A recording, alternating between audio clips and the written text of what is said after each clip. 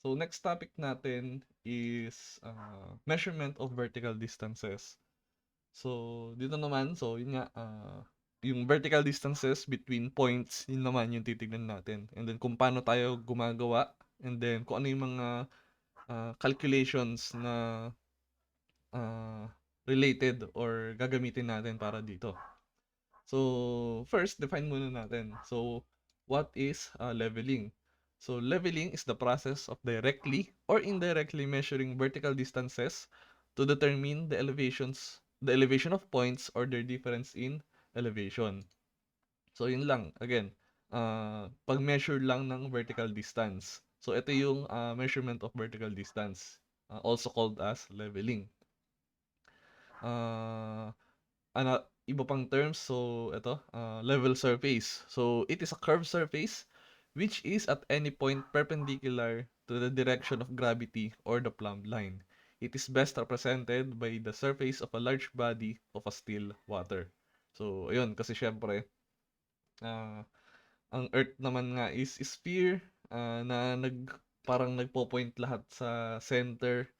So, para masabing level surface, kailangan perpendicular siya dun sa direction ng gravity. So, kailangan pantay.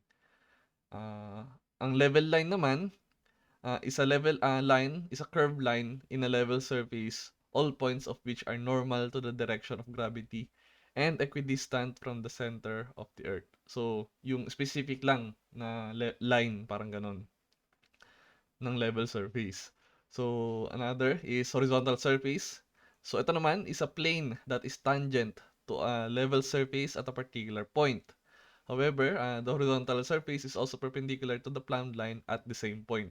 So, parang, di ba, kasi kapag nag-zoom tayo, so, parang curve, halimbawa siya. So, yung horizontal surface is, horizontal surface siya na, kunyari, ano lang, maliit na lang. Ayan.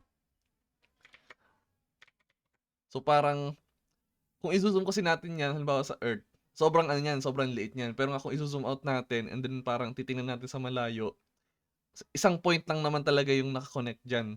So, kung i-zoom natin yan dyan, meron dyan na level surface, and then may makukuha din tayo dong level line. However, yung horizontal surface is horizontal talaga siya, tapos ano lang, isang point lang yung ano niya, yung isang point lang yung perpendicular niya dun sa center of gravity. Kasi syempre dito sa iba naman is hindi na siya perpendicular dito. So isang point lang. So yun yung parang kaibahan. And then next, horizontal line, syempre, straight line in a horizontal plane with each tangent at a level line at one point. So this line is perpendicular to the direction of gravity at the point of tangency. So yun, so halos same lang siya nung horizontal level. So next is yung ano naman, vertical line. So vertical line is a vertical at any point parallel to the direction of gravity. So yun nga, posible na yung lines natin is mag-intersect doon sa center ng Earth, ng gravity. And then mean sea level naman, so ito yung sinasabi ko, imaginary surface of the sea which is midway between high and low tides. So mayroon tayong halimbawa, section nung tabing dagat. Ayan, sorry. So, I think alam niyo naman siguro yan. Halimbawa, section ng tabing dagat, low tide nandito lang siya, high tide nandito. So, eto, yung gitna, eto yung mean sea level. So, yun nga, from the word that is mean, so average nung dalawa. Sea level tuwing low tide, sea level tuwing high tide. So, yun yung mean sea level. Yung datum naman, any convenient level surface, coincident or parallel with the mean sea level to which elevations of a particular area are referred. So, ano lang siya, convenient level surface, yung maipupwesto natin yung ano natin, yung mga instrument natin to measure those distances. And then, elevation. So, for a particular point, its elevation is the vertical distance above or below the mean sea level or any other selected datum. So halimbawa, 'di ba? Meron tayong tabing dagat. And then alam natin yung low tide and halimbawa high tide, ganyan. Alam natin din na at this point, so gitna, approximately gitna, eto si si diyan, yung natin, mean sea level natin. And then halimbawa ganyan, sa kabilang lugar na. Pwede kasi natin gamitin halimbawa na eto, so assume na level siya hanggang dun sa dulong yun. So pwede natin assume na level halimbawa dito. So pwede ito natin yung datum natin. So kapag nag-measure tayo ng mga sukat-sukat, so pag inalam natin yung elevation nitong point na to, so yung elev. So yun yung vertical distance between yung point ng datum, typically yung datum, and then yung point na consider natin. So ito yung elevation. So yung measure nitong vertical distance. So yun yung elevations na sinusukat. So may iba't iba tayong diyan. Or sorry. Ayun nga. Tama pala, vertical distance siya. Tama pala, vertical distance siya. So yun yung kanyang elevation. Ngayon naman, may tinatawag din na difference in elevation. So the difference in elevation between 2 points is the vertical distance between the two level surface in which the point lies. So pwede natin sabihin na halimbawa meron tayong isa pang point dito. So makukuha natin yung kanyang difference in elevation kasi 'di ba alam halimbawa natin yung elevation nito from mean sea level or the datum. So halimbawa this is 100 and then this is 102. 102. Sige, 102. So, pwede natin sabihin na yung difference in elevation ni point, so A halimbawa to, and then point B, this is 2. So, yun yung difference in elevation nila. So, yun. Next naman is, ayan. So, ito yung parang relationship between level surfaces. So, we have the mean sea level. So, elevation of point A is from the mean sea level. So, yun. Sa point B naman, yun din, elevation of B is from mean sea level din. And then for the difference between point A and point B, yun lang din siya. So yung kagaya ng sinasabi ko. And then, ayan, may point C ba? Ayun, so may point C dito. So eto siya, pwedeng mababa din. And then yun yung elevation niya. So negative kasi mas mababa sa mean sea level. So yung mga vertical line nga natin again is almost siya. Hindi talaga siya perfectly parallel kasi nga papunta siya sa center ng Earth kasi yung gravity nag-a-act sa kanila. So ayun, yun lang din naman yung diniscuss, yung dinrawing ko kanina. So next is yun tayo sa isang method ng leveling or pagme-measure nga ng vertical distance, yung differential leveling. So it is the process of determining the difference in elevation between 2 points or more some distance apart. So, aalamin yung difference in elevation. So, halimbawa, meron tayong area. So, halimbawa, ito na lang. Mas, tayo. Mas,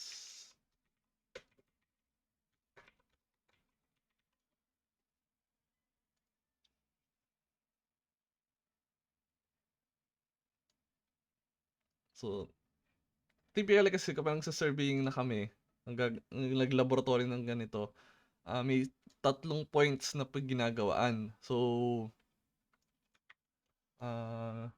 nagsisurveying dito yung group A. Tama ba? Dito pala. Nagsisurveying dito. Nagsisurvey dito. Tapos yung isa dito. So, kasi kung alam nyo yan, meron tayong dito, creek. May creek tayong dumadaan dito. Tama ba? Yan. So, parang ganyan siya. Ngayon, dahil dyan, syempre, parang yung mga kalsada dyan is syempre may tulay dito, may tulay doon sa mga kalsada na nag-i-intersect ng creek, so may mga tulay diyan. So at dahil din diyan syempre yung tinatawag natin na yung kalsada natin kapag tinignan natin yung section niya, Parang dito, ang itsura niyan is almost parang smooth lang yun eh. Smooth. So, nandito yung tulay. Ito naman, ganyan siya, and then mas mabilis lang yung pagtaas niya, and then may tulay din dito.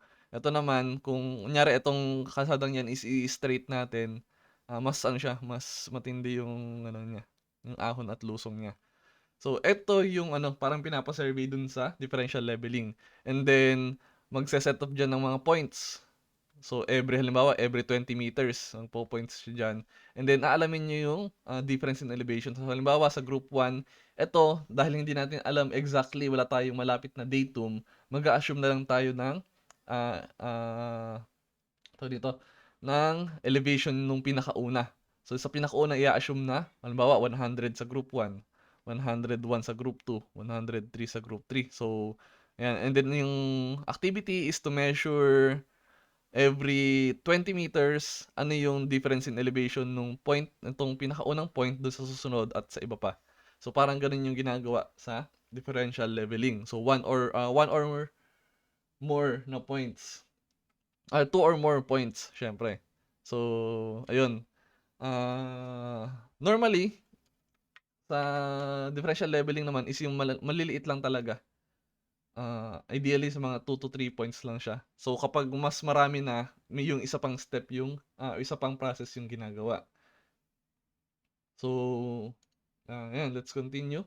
So ayan.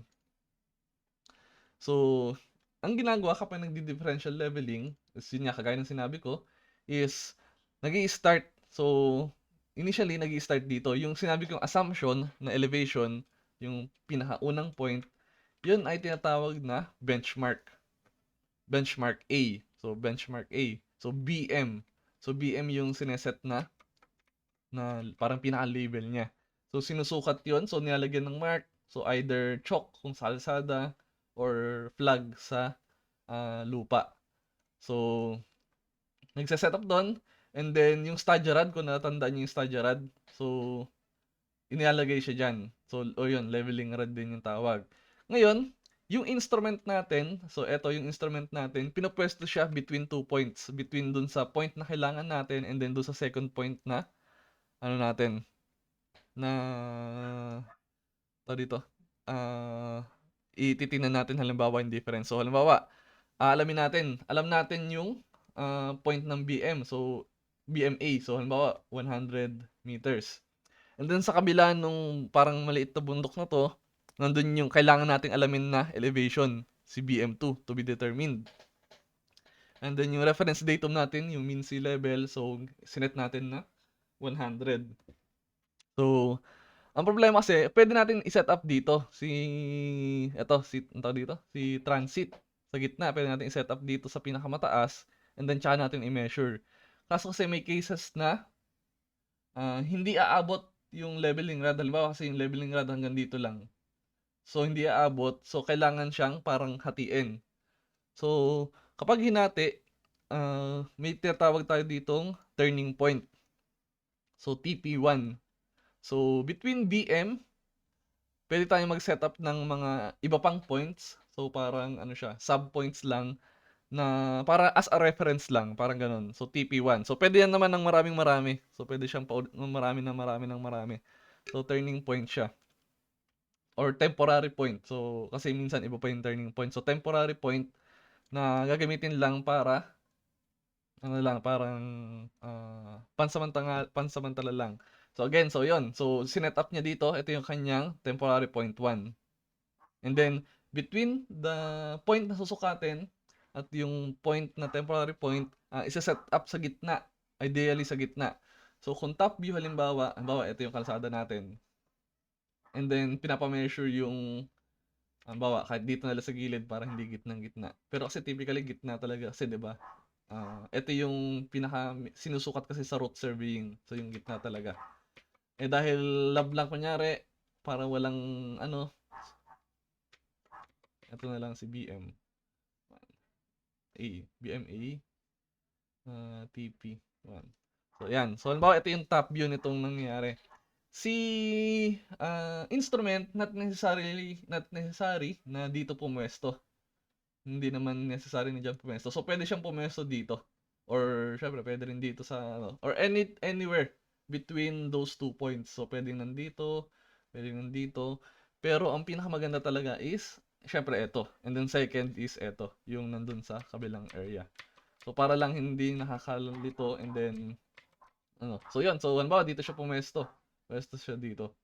So gagawin niya, ile-level ni instrument man yung instrument, ile-level niya, and then pupwesto na yung mga leveling rod or stadia rod doon sa mga points na yon. So pag measure niya, etong si leveling rod, ang tanong, si Radman, i-ano niya, ile-level niya, or may make sure niya na vertical to. So meron kasing ano yan, pag tinignan natin yan, minsan may ina-attach na parang level bubble. So kung nakakita na kayo ng yung ruler, or parang ruler na may bubble dito, tsaka may bubble na diagonal. So 'di ba parang ang target doon is mailagay mo yung bubble sa gitna doon kung horizontal yung sinusukat mo. Etong mga ganito meron din siya. So bilog naman.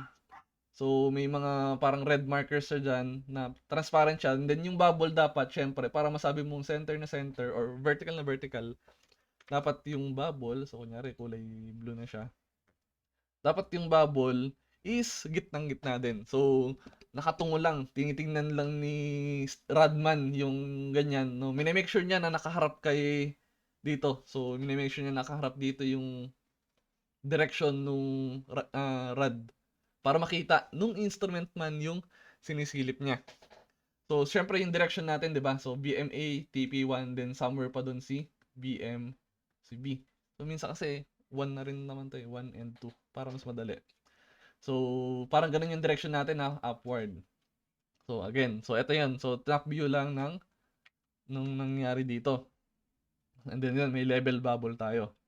So once na level na yun, once na okay na rin 'to, i-measure na. So kapag mineasure kasi natin 'yan, itong instrument natin is level talaga siya.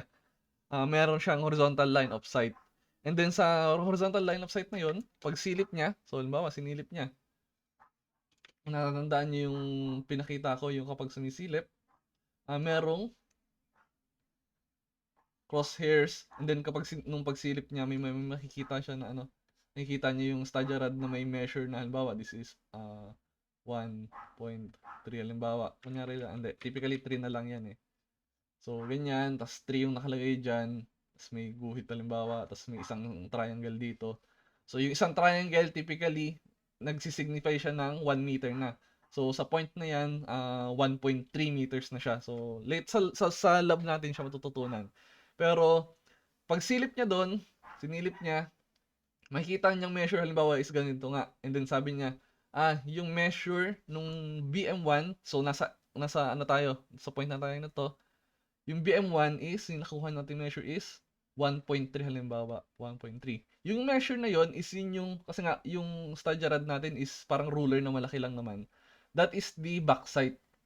So, from BMA, so yun, or BM1, may na-measure siyang 1.3. So, yun yung back sight, BS. So, back sight siya, back sight. So, back sight. So, back sight. So, 1.3. And then, i-rotate niya yung instrument, or yung ano lang, yung head lang. So, yung pangsilip lang. So, steady pa rin yung mga paa. So, i-rotate niya papunta. Titingin naman siya dun kay TP1. So, syempre, yung direction niya is pa-forward na. So, pa-forward na dun kay BM2. So, pag measure niya yan, makukuha niya, syempre dahil mas mataas to, yung measure lang halimbawa dito is ano lang, 0.4 lang halimbawa. Yun naman yung foresight.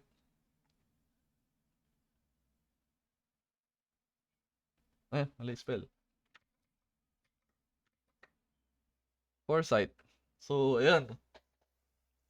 Yun naman si foresight. So, naka-measure na siya dyan. And then, ire-record na ulit. So, ngayon, ang sunod na step is lilipat. So, bubuhatin ulit to. Siguro papatulong kay sa mga utility men. Ipapaset up ulit siya between points ng BM2. BM2 nga, and then TP1. So, halimbawa, pupwesto naman siya ngayon dito. And then, yan. And then, i-measure niya. Again, same situation. So, etong si TP1, yung nakapwesto na Radman or yung stadia rod. hindi na siya aalis. So, ang gagawin niya lang, haharap lang siya kay yung bagong pwesto ni surveying instrument. And then, si surveying instrument again, magle-level siya. And then, ito, ile-level niya rin. And then, sisilipin niya. Pag silip niya dyan, may measure siya. Again, kapag sumisilip doon sa pinanggalingan, sa BM1, backside pa rin siya. Backside pa rin. And then, pag measure doon sa forward is foresight pa rin. So, foresight pa rin. So, ayun. Ngayon, based dyan sa mga nandyan, is actually makikita nyo na yung mga ano, yung mga, yung mga relationship ba? Yung relationship between dun sa mga measurement na yun. And then, magagawa nyo na yung mga proper calculations. So, masosolve na natin yung mga elevations na kailangan natin. So again, definition muna tayo. Benchmark. So yun nga, BM benchmark is a fixed point or of reference whose elevation is either known or assumed. So sa atin, nag-assume tayo dahil educational purposes lang naman. So they may be permanent or temporary. Minsan may makikita kayong parang actual benchmark na parang steel plate siya eh. So, yun yung ginagamit ng mga geodetic engineer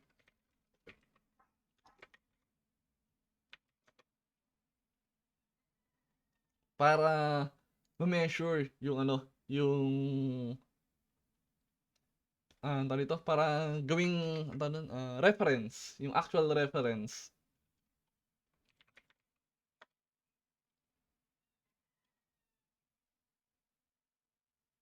So, let me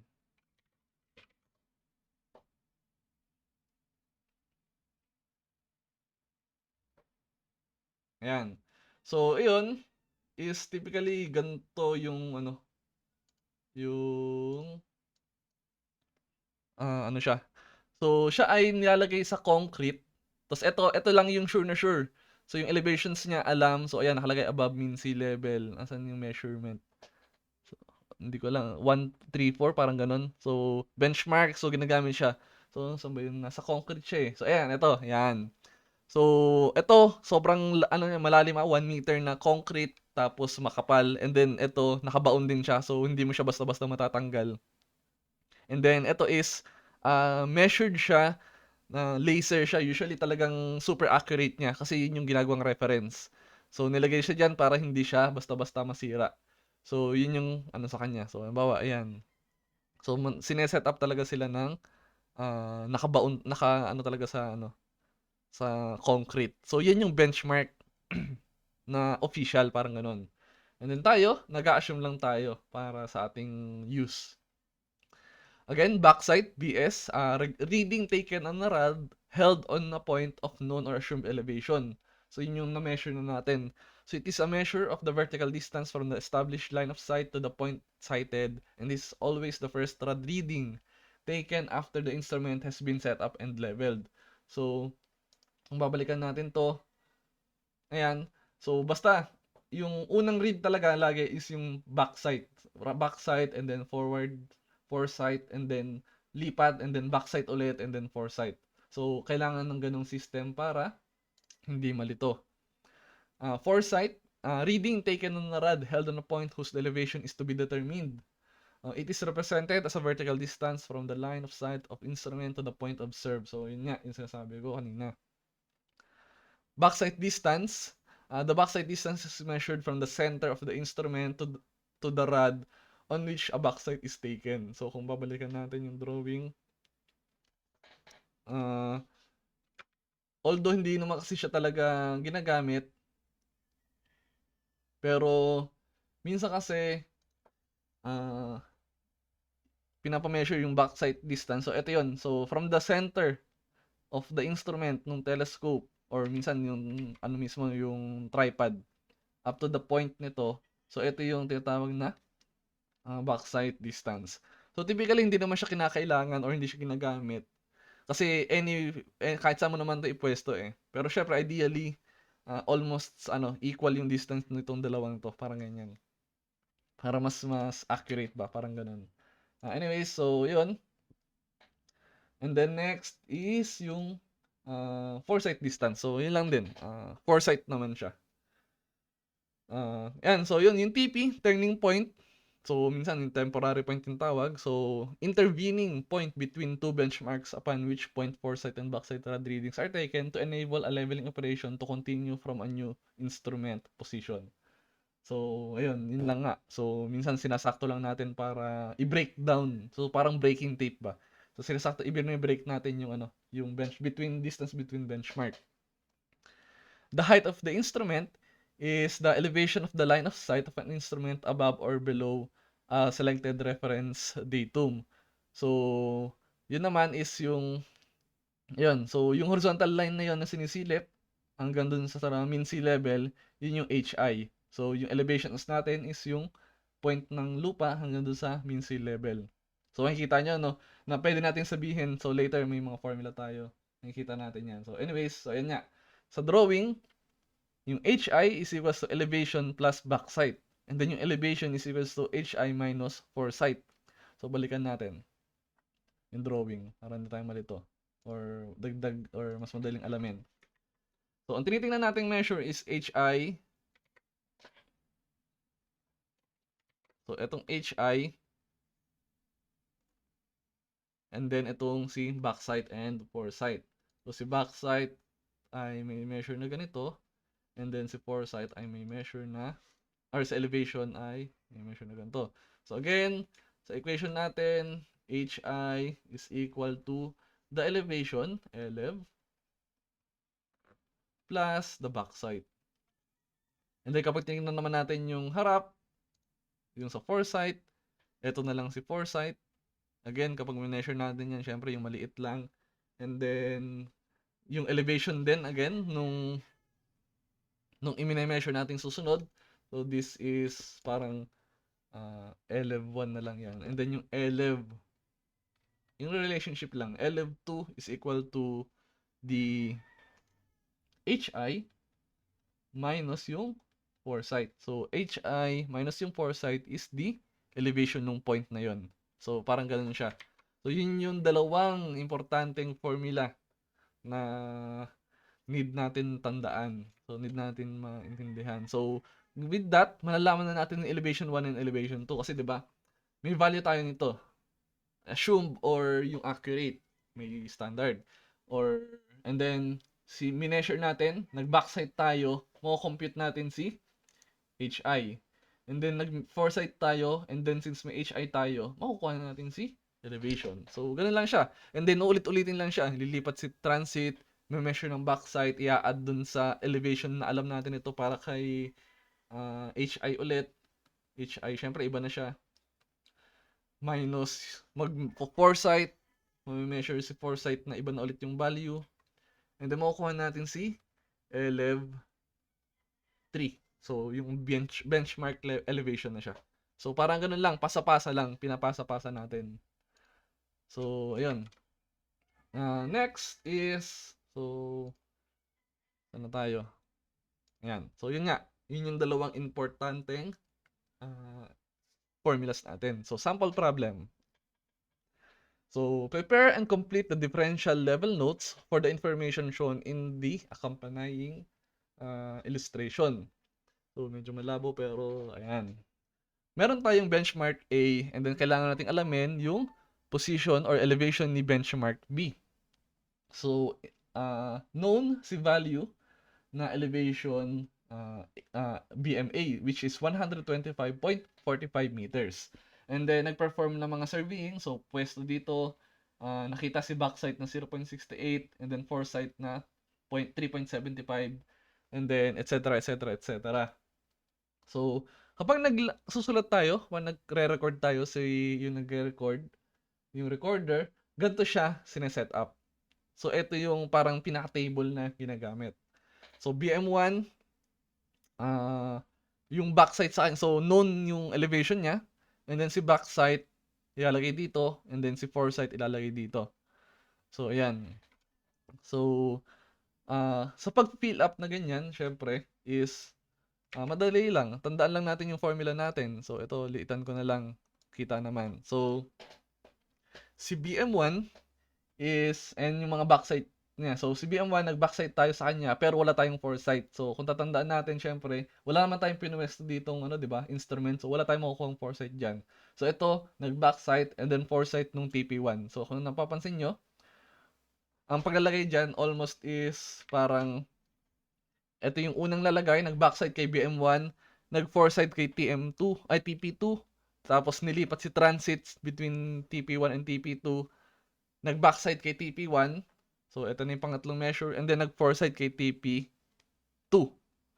And then nilipat ulit si transit, nag-backside kay TP2, pang-limang measure, nag-foresight kay BM2. So ayan. So parang ganyan. So ayan, pwede naman tayo ng maraming mga benchmark and then maraming TP. So nasa inyo na. So ayan. Ganun lang. So backside dito and then foresight dito. So yun yung nafi-fill upan tuwing pwesto ng surveying instrument. And then lastly, syempre pagdating natin doon sa huling point, pag pwesto natin dito, hindi na naman tayo kukuha ng backside nito kasi wala na namang future, wala nang foresight doon. So blanco na lang siya. So ganyan yung parang pinaka-basic na paglalagay ng ano ng information. Basta kung eto yung point na kino-consider natin, syempre kung ano yung mineasure natin dito, sa tapat niya natin nalagay. So foresight niya nung unang surveying and then backside nung second. So anyways, let's compute. So HI is equals to elevation. So ano natin? So 127.133. And then plus, kasi 'di ba, HI is equal to ano yung mga formula natin? HI is equals to the elev plus backside. And then yung elev na second is HI minus FS. So, yan, i-apply lang natin. So, 127.133. So, tingnan ko baka may mga nag-chat ng sagot. So, 127.133 plus 1.256. 1.256. So, yung HI natin is 128.389 minus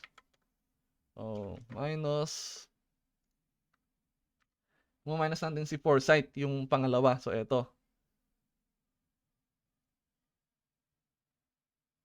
Tama ba? So, elevation, nag-mention ng backside, inad natin si backside, and then, papunta kay foresight, minus natin si 1.886.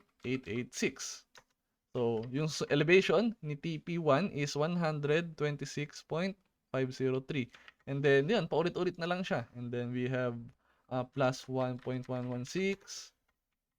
So, may 127.619. Minus 1.527, which is 126.092.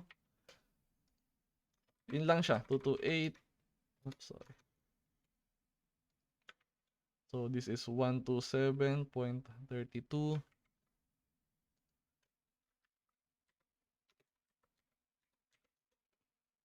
In this case, this is 125.074.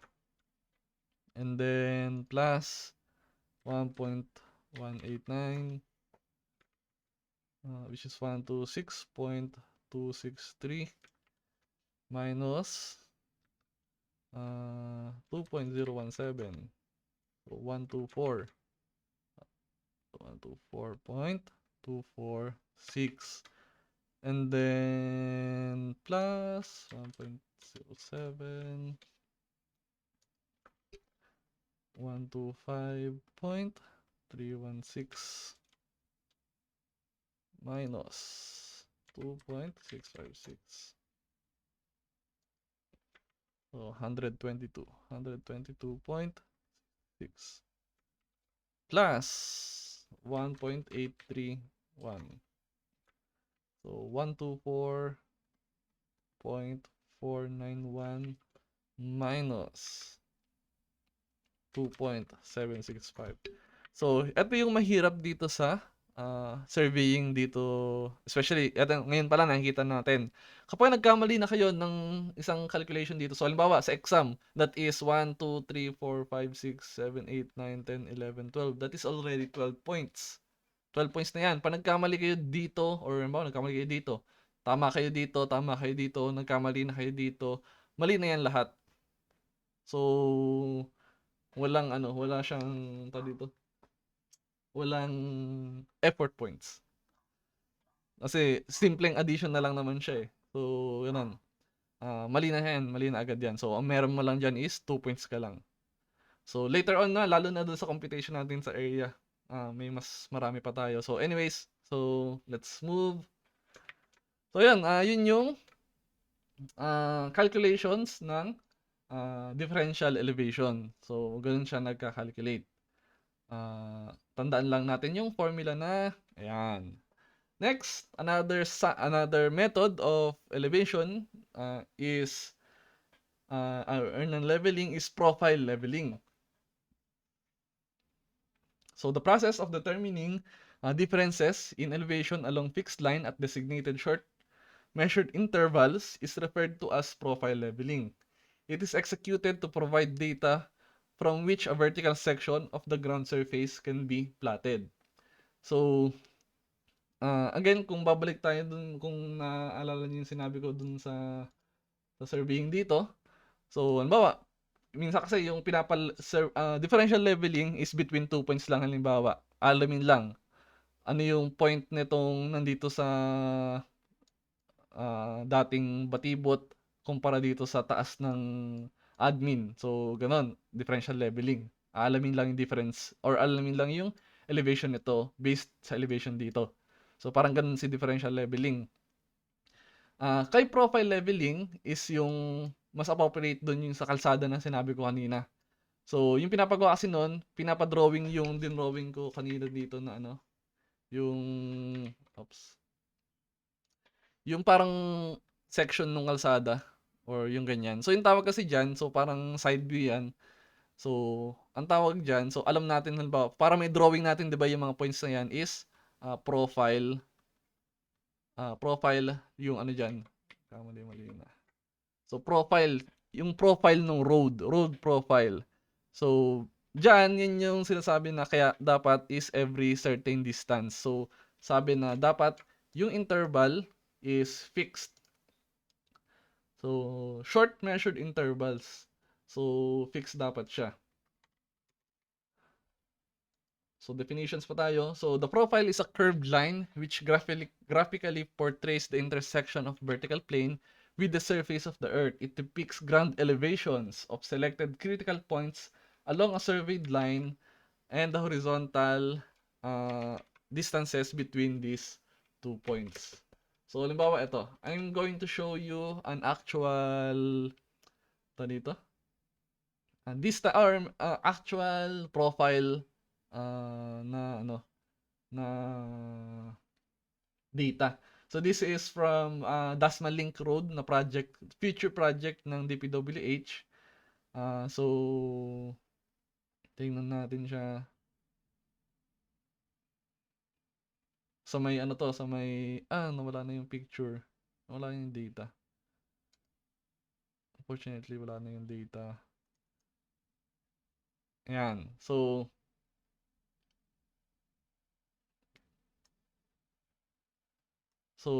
ayan,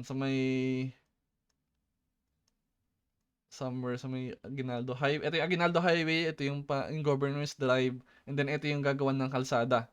So, ang ginawa dyan, sinurvey yung mga point na yan, yung gitna. So, hopefully nakikita nyo. Yung mga may mark na yan, yun yung mga point na sinurvey. So, gitna talaga siya. So, ayan, may bridge dito, proposed bridge kasi may river. And then, proposed bridge ulit kasi may creek naman dito. And then, ayan. And then, may mga curve din dyan. So, later on, alamin natin kung paano ba gumawa niyan. So, ito ay future project. So, PCU. So, Philippine Christian University. So, malapit doon. So, yan siya. And then, sinurvey yan. So, kung nakita nyo, yung mga lines na yan, yun yung sa topographic survey, di ba? So, topography yung dinidescribe niyan. And then, ito, soon, matututunan nyo yan. Route surveying. So, ito yung, yan. So, Dasma Link Road Profile. So, may elevation. Yung pinakaunang station, alam siya, 168.06. And then, sinurvey siya. So, ayan yung nagawa. So, itong line na to. So, sinurvey siyang ganyan. So, inalam yan. Itong line na to, ito yung ano pa lang, yung tunay na surface ng lupa. So, syempre, ano yan, magulo pa siya. Hindi pa siya smooth. So, ganyan siya. So, ayan, may mga data, ganyan. And then, sa engineering, syempre, ang target is maging flat. So, i-design naman yan na yung line na to, itong blue, itong dark blue, ito naman yung kalsada. So, kung makikita nyo, smooth na smooth siya. So, aalisin yung lupa na yan sa taas. So, ayan. And then, dito tatabunan, syempre. And then, ayan. So, basically, ganun siya. So, basically, ito lang naman yung profile. Ganito yung profile itsura. So, sa laboratory, kung may lab tayo, gagawa tayo ng ganyan. Yung sa kalsada naman sa CABSU. So, titingnan natin kung ano ba yung itsura ng profile nung sa CABSU. So, anyways, yun. Stationing, numerical designation given in terms of horizontal distance, any point along a profile line away from the starting point. So, each stick used is marked with its station and plus. So, yung mga, ano ba yun? Ayan, stationing. 0 plus 349. So, ibig sabihin that is 349 meters from dito sa ating benchmark. So, 0, 0, 0 dyan. And then, yung sunod nating point na kinonsider is 349 meters. And then, itong point na to naman is 480 meters from our reference point. Intermediate 4 sites. So, these sites are taken along the center line of the proposed project to provide an accurate representation of the ground surface. Full stations. These are points which are established along the profile level route, uniformly measured distances. So, these points are usually made in multiples of 100, 50, 30, 20, or even 10 meters. Plus station, intermediate point established along a profile level route which is not designated as a full station and is called a plus station. So these points are taken at breaks in the ground surface slope and at critical points. So ayan, sample problem na siya. So i-explain ko muna. Meron tayong benchmark 1, 'di ba? Halimbawa, let me benchmark 1. So, pumesto tayo dito kay point na to. And then, halimbawa, ito si TP1. So, halimbawa, nandito pa si benchmark 2. So, dito, yung kagaya ng sinasabi kanina, di ba, meron tayong sinasabi na ayan, ang full stations, etong point na to at etong point na to. So, halimbawa, ang distance niya is 20 meters. So, 20 meters, halimbawa, yung distance niya dito. Or minsan, pwede namang 50. Anyways, meron din tayong, di ba, sinasabi na intermediate foresight. So, normally, di ba, kung differential leveling lang yung gagawin natin, pupwesto tayo dito. And then, titingnan natin yung backside noon, and then yung foresight para dito. So, pag ganyan, okay na tayo. Kay profile leveling, dahil nga meron tayong tinatawag na intermediate foresight, minsan nagpupwesto pa rin dito. So, kung nyari 20 meters nga yan, so every 5 meters, so this is 5 meters yung distance niya dyan, nagsiset up pa rin. Kasi nga, ideally, kapag pinasukat sa atin yung profile, halimbawa, ng kalsada, ng existing kalsada, mas maganda, mas marami tayong data. Kasi, di ba, halimbawa, ito yung profile leveling kunyari. So, this is the distance, and then this is the elevation. So, kung maunti lang yung point natin, halimbawa, ganyan lang yung point natin, kasi BM1, TP1, BM2. So, pag nag-assume tayo ng curve, so pwedeng mali. So, kung meron tayong mas malinaw na parang data, parang ganyan pala. So, makikita natin yung mas realistic na itsura nung curve. So, ayun. Pangit. Yan. Anyways, so parang ganyan. So, gumagamit tayo ng tinatawag na intermediate foresights. So, yun yun. So, yung mga full stations, yung mga TP1, profile level route. And then, yung plus stations naman, halimbawa, is kagaya nga, halimbawa dito na bigla pa lang mas matindi yung, yung kung dito is parang ganyan, halimbawa.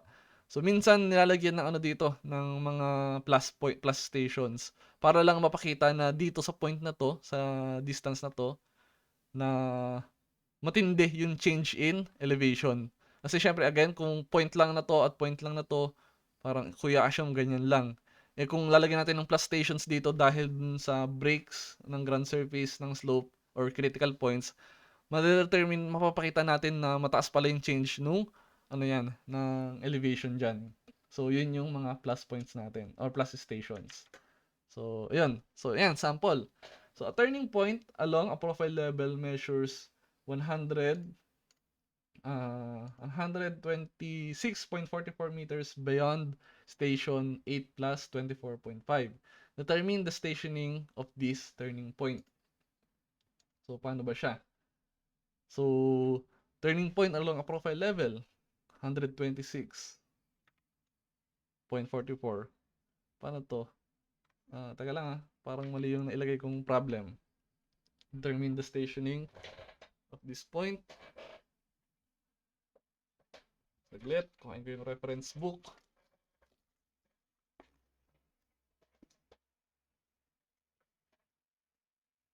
Ayan, kung may questions, pwede kayong mag-type dun sa ating chat.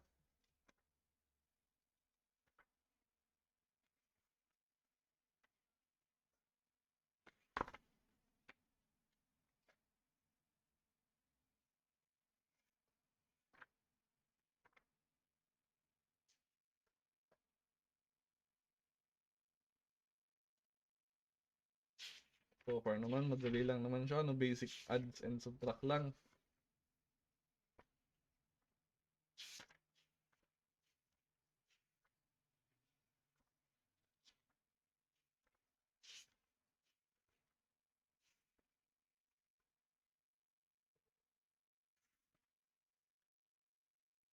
So walang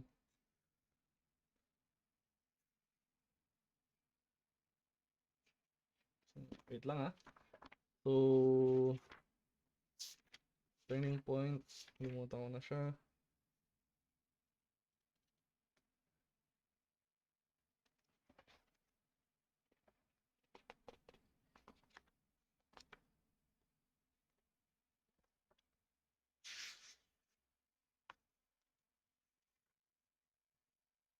So ayan. Again, basahin na lang natin. Ayan, so sige.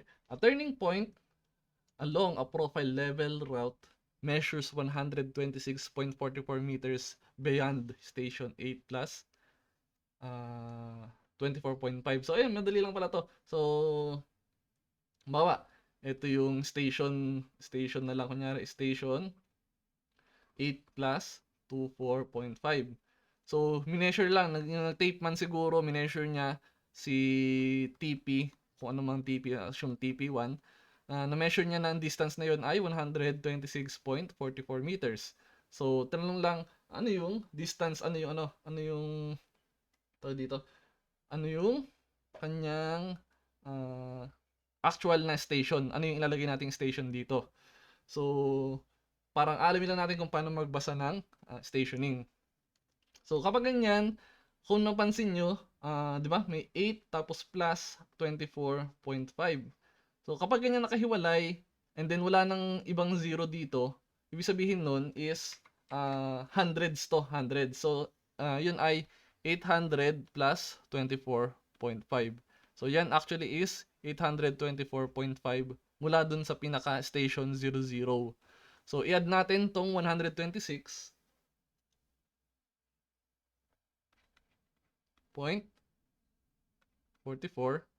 So, mali pala yung add ko doon. This is 24.5. So, pag in-add natin siya, that is 49059. So, tama ba? 950.44. So, calculate tayo para sure. Minsan, wala tayong niwala sa sarili. Yan. Yun, tama. So, 950.494. So, i-convert natin siya sa sa stationing na method ng pagsusulat. So, ito ay magiging 9 plus 50.94. So, yun. Yun yung stationing at this turning point. So, yun lang pala yung question doon. So, ganun lang siya. Ngayon, kapag nakakita kayo ng station, tapos, halimbawa, 1 plus 0 to 1.5. So, halimbawa, ganyan. So, ibig sabihin lang nito, ito ay thousands. So, yan is 1,000, 0 to 1.5.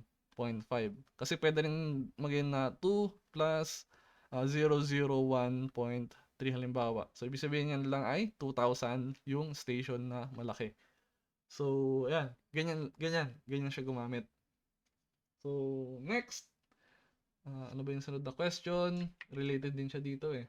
From the previous problem, determine the stationing of the turning point if it is instead located before the given reference station. So, 83.45 naman siya before. So, isusubtract lang natin. So, given tayo nung 8 plus 24, sorry. Ano ba yun? 8 plus 24.5.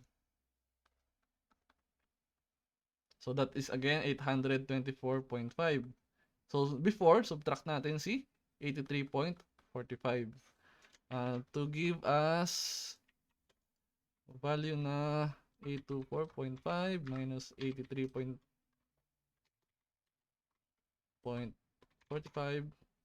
Para meron tayong 741.05 or station 7 plus 41.05.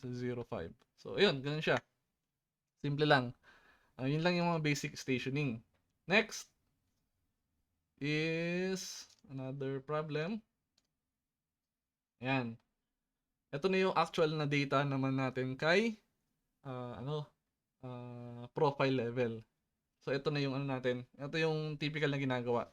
So, yung mga intermediate foresight, so ganito na lang siya mini-measure.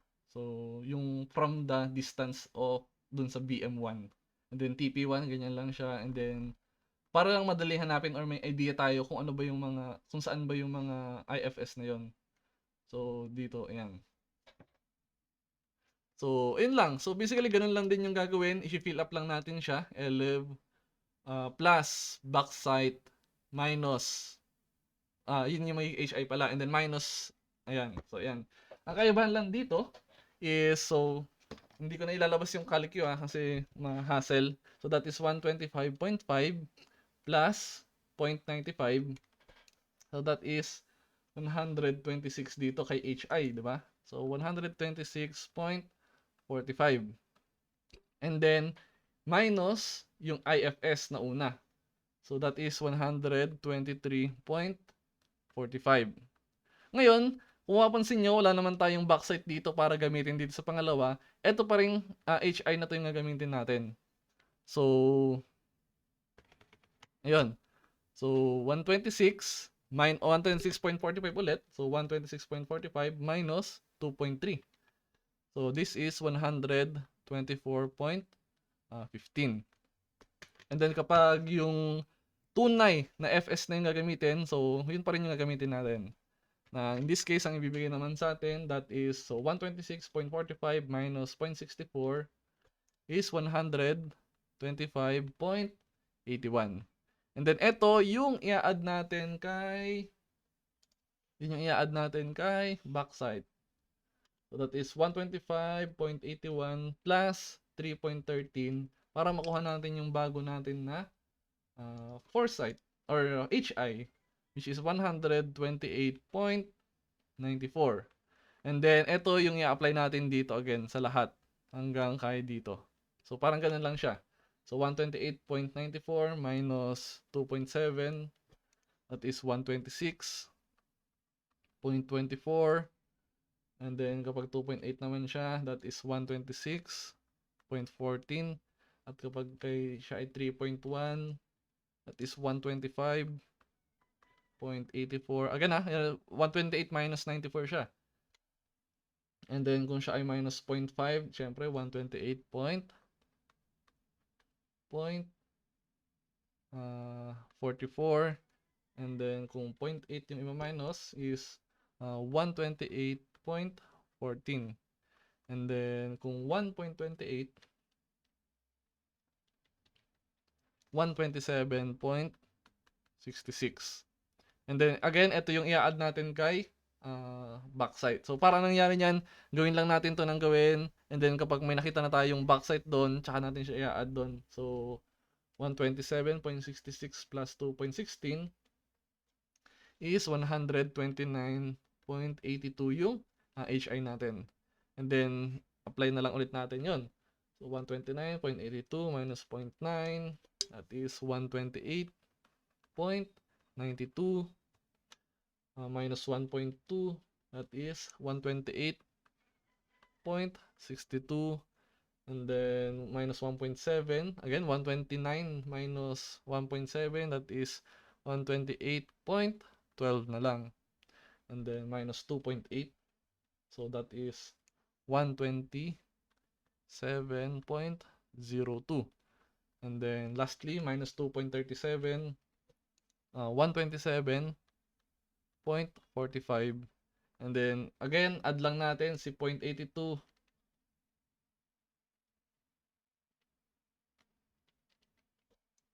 which is 128.27, and then si FS na lang siya, or dito na pala tayo, so minus 3.5,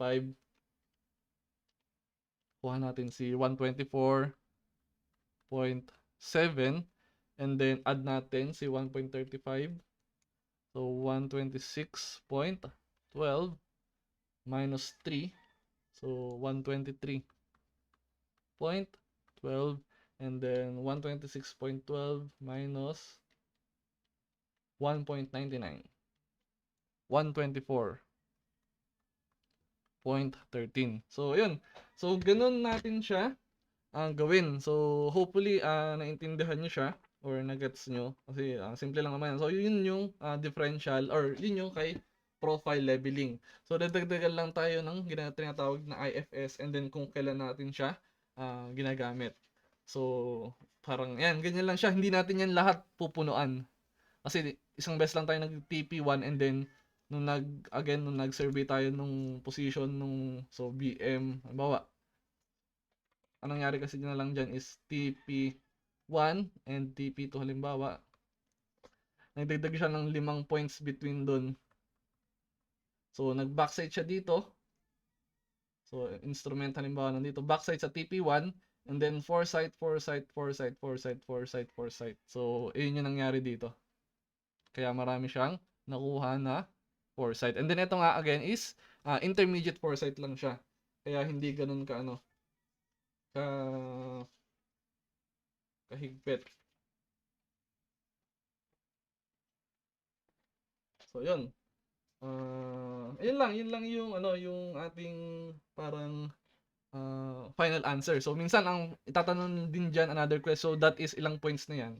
So tingnan natin. So alisin ko yung mga lines na magugulo ng mga direction natin. So basically that is ilang points. And this one, ayun, nako nabura. That is 1, 2, 3, 4, 5. And then ito, 2, 3, 4, 5, 6, 7, 8, 9, 10, 11, 12, 13, 14, 15, 16, 17. 17 plus 5 is 22. So 22 points. And then so plus 3 points para maging 25 points. What is the difference in elevation between BM1 and BM2? So, titingnan natin to, 124.13 minus 125 or vice versa. And then, makukuha natin yung kanyang value. So, difference in elevation niya is 1. Ano ba yan? 50 minus 13, 37. So, 1.37 yung difference in elevation nila. So, pero sa loob niya, ang daming nangyari. So, sa profile leveling, minsan din, ipapa-activity, another 5 points halimbawa, is ipapa-drawing. So, i-drawing natin siya kasi nga 'di ba? Yun yung sa definition natin sa yun yung parang pinaka-definition natin sa start. Asan ba yung profile leveling? Sabi niya yan, yung profile, pinapadrawing yung profile, yung curved line graphically portrays the intersection of vertical plane. So pag ganyan, i-drawing natin siya. Drawing natin. So halimbawa, so let me prepare again extra space. Hindi, sige, dito na lang. Yan.